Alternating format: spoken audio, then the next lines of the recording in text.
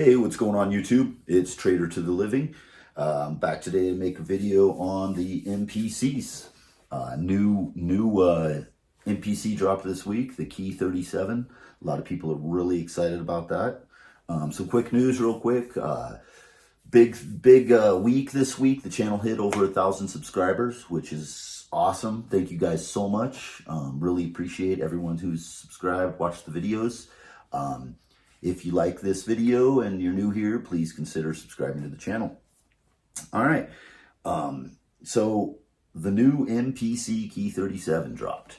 This gives us a plethora of MPCs, of these modern ones that are out. We've got the Live 2, we've got the 1, the 1 Plus, we've got the X, the XSE, we've got the big MPC keys, we've got the Keys 37.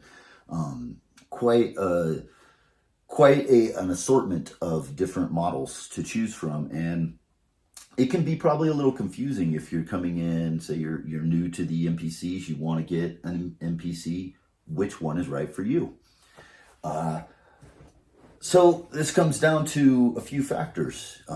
What are you looking for? Real estate in your studio, on your desk. Size matters to a lot of people. The MPCs, also an I/O, the ins and outs. How much do you need to connect in and out of your MPC? Also, portability. You know, we've got the Live 2 is the only one that has a built-in battery and speakers that you can take anywhere. You can take it to work and jam on your break, go to the park. These kind of factors are the things that you need to consider when you want to decide which MPC is the right one for you. Now, we'll start with the 1 and the 1 Plus.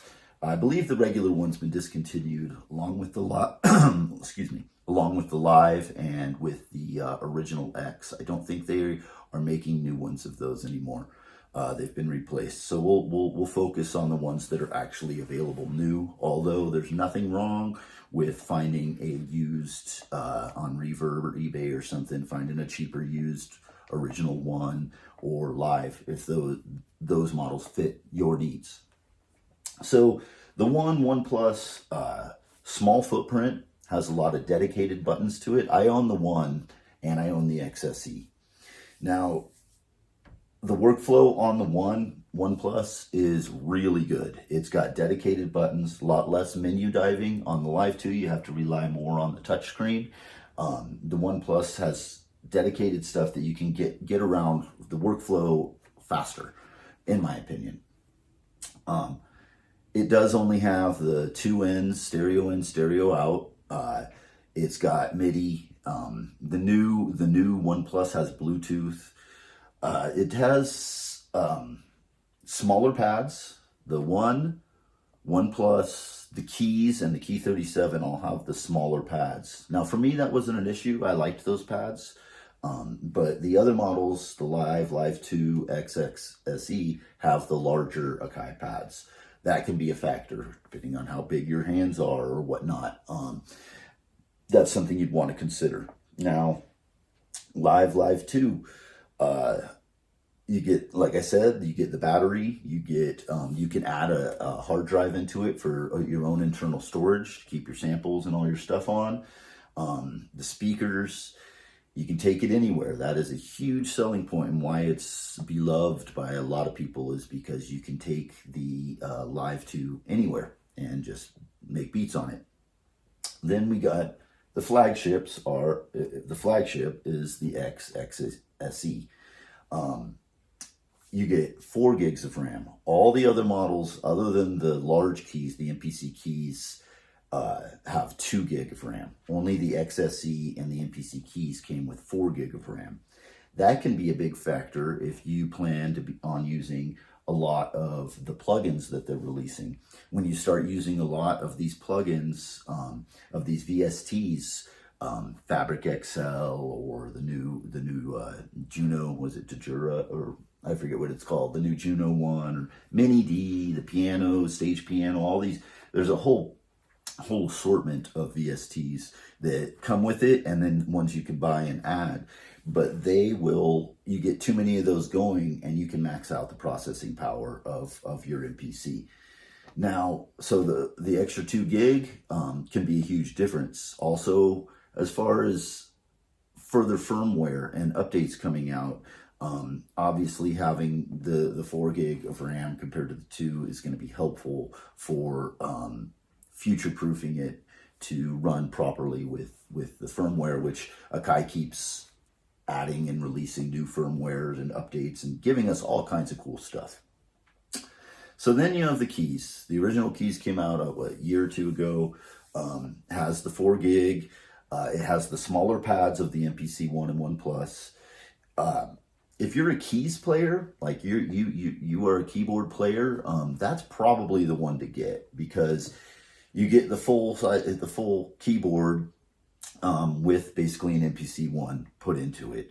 The I/O on it, I'm not sure if I think it's just 2 in and 2 out like the MPC 1, if I'm not mistaken. The Live 2 on the I/O, you get, I think, an extra set of in and outs. You can hook a turntable directly to it, which you can also on the X. I think those are the only 2 models that you can hook has dedicated turntable inputs, phono inputs. Which that, if you plan on sampling a lot of vinyl, you want to hook it right to it without having to use anything to hook it to, then that could be a factor that you want to consider as well. Now, workflow wise, like I said, the 1 and 1 Plus has an amazing workflow with the buttons. I think one of the best next to the XSE. The Live 2 has less buttons. You have to rely more on the touch screen. The XSE is the champ and the king as far as workflow, in my opinion. You get all the dedicated cue links with the LED displays over them. You can control everything. There's dedicated buttons for everything. It's just, the workflow is super fast and super cool. Now, real estate in your studio, desk space. A lot of people don't have a lot, size matters when it comes to how much gear you already have. So the 1 Plus is very small footprint. And I need to specify that they all do the same thing. They're all run the same software. They're all the same, exactly. They can all do identical things. The only difference is I/O, amount of buttons, cue links, things like that. So if you're just looking for something to have the MPC workflow, a 1 Plus is great if you're okay with the I/O. Now, you can also hook any class compliant audio interface to any of these MPCs and expand on your ins and outs. If you have a audio interface that has 4 or 6 or 8 inputs, outputs, whatever, you can hook that to your MPC and use that and expand on it. So a 1 Plus, if you have other gear, will definitely expand on this. The Live 2, like I said, if you want portability, you want the onboard speakers and the battery to be able to take it anywhere, and then just drop it in your studio. And it has just a bit larger of a footprint than the 1 Plus. It's wider. The keys, the new Keys 37. A lot of people are super excited about that. All it is a 1 Plus with a keyboard built onto it. It's just one unit with a dedicated keyboard of 37 keys. For me, that's nothing that I'm interested in. I can hook any MIDI keyboard or any synth or anything to use the keyboard that has MIDI to my X or my 1 and have keys for it. But for some people, they like the form factor, and as one unit, you don't have to have it as 2 separate things. If you're taking it to, say, jam with some other people or whatever you're going to do, they really like that. Now, it doesn't have an onboard battery. You can't add a hard drive to it to expand on it like you can on the X and the Live. So those are also factors you're going to want to consider. Or is it going to be in your studio all the time? How much space do you have it? What size pads? How much in and out do you need? These things are what you want to consider, because they all do the same thing other than these things. So There's been a big debate over this since the XSE dropped, the special edition, about the Sonics. Big producer EA has been very vocal about the converters and the Sonics that are in the new MPCs. Now, I agree with him that the AD and DA converters, which, if you don't know what that means, analog to digital. So your signal coming in is analog, it's converted to digital. DA, digital to analog, is your digital signal coming out and going back to analog.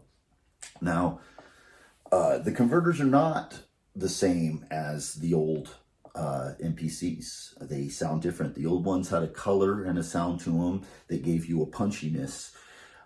There is different converters in the X Special Edition from the original X. This has been confirmed by Black Lion Audio, who does changes out converters on MPCs. They confirmed that there are different converters, and in my opinion, from what I've heard, they sound a little better than the original X. Now, that's all, up to, it's a personal kind of thing with your ears. You might not hear it, or you may.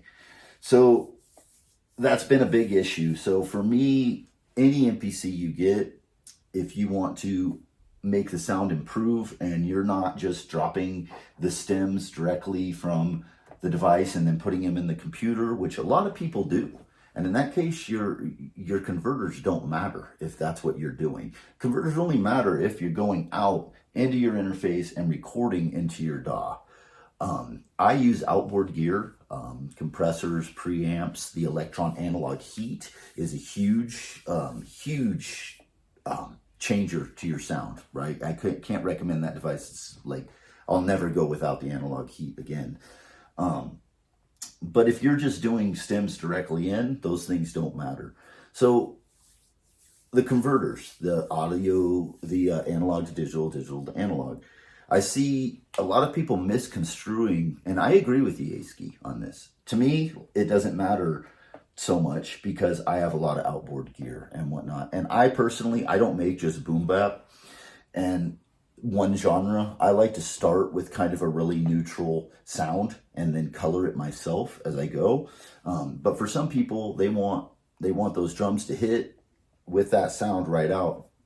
You're going to need some outboard gear to get that. You're going to need a mixer with some good preamps or like, a compressor, something to saturate the sound, like the analog heat. I run it through the SP404 MK2 for effects and some compression, get a nice little boost out of that. There's a lot of different options there. So that's something to consider too. All of them have kind of that same neutral sound, and it's a big deal. But people are misconstruing the message of Yaski and seem to have come to this wrong conclusion that older gear, the old MPCs, 3000, 2000, 4000, 60, the SP1200, the ASR10, they seem to think those were analog. And this is not the case. There's no such thing as an analog sampler. All samplers are digital. Now, they have converters that convert the analog signal to digital and convert the digital to analog coming out. So I want people to be educated on this and not think that, oh, analog is the way because the old stuff was analog. That's not the case. They were all digital. All samplers throughout the beginning of history of them are digital machines. So just something to be aware of when you're talking about these things. The converters are the things that convert the signal, and those color the sound, make a difference, give different saturation and things like this. So yeah, just that's been a big issue. And when you get your MPC, if you don't have any outboard gear, a good audio interface makes a difference. If you're that's why I don't drop directly into the computer and you can do that and use plugins to try and enhance your sound, because I like the sound that I get coming through an analog signal path out of the digital analog signal path into my computer and recording it that way. That's just my preference. I think that the beats sound better, drums hit harder. So that's going to be up to you. But if you're looking for that kind of sound, a real punchy boom bap drums, you're going to want to get some outboard analog equipment. There's the 500 series, there's the more expensive options. But even just a good mixer or running it through, I use like the ASRX or the Boss SP202, the ESI 4000, older samplers. If you want just sometimes to color the sound, run it into that and then out. Different effects, run it through some just compressors and preamps, and you can find cheap ones for used that'll give you a nice sound. But just thought I'd touch on that, as that's been a big aspect. But yeah, so these are the factors you want to consider when you're getting yourself an MPC. I know it's probably confusing, all the models that are out there, so I wanted to just make a video for people that are new, trying to get into the MPC, which one's right for you, what you want to think about. Just remember that they are all the same operating system. It's all the same software. So there's no difference there. It's just a matter of how many buttons you want, size pads, ins and outs. Do you want to hook a turntable directly to it? These kind of things. So hopefully this helped you guys if you're looking to make that decision.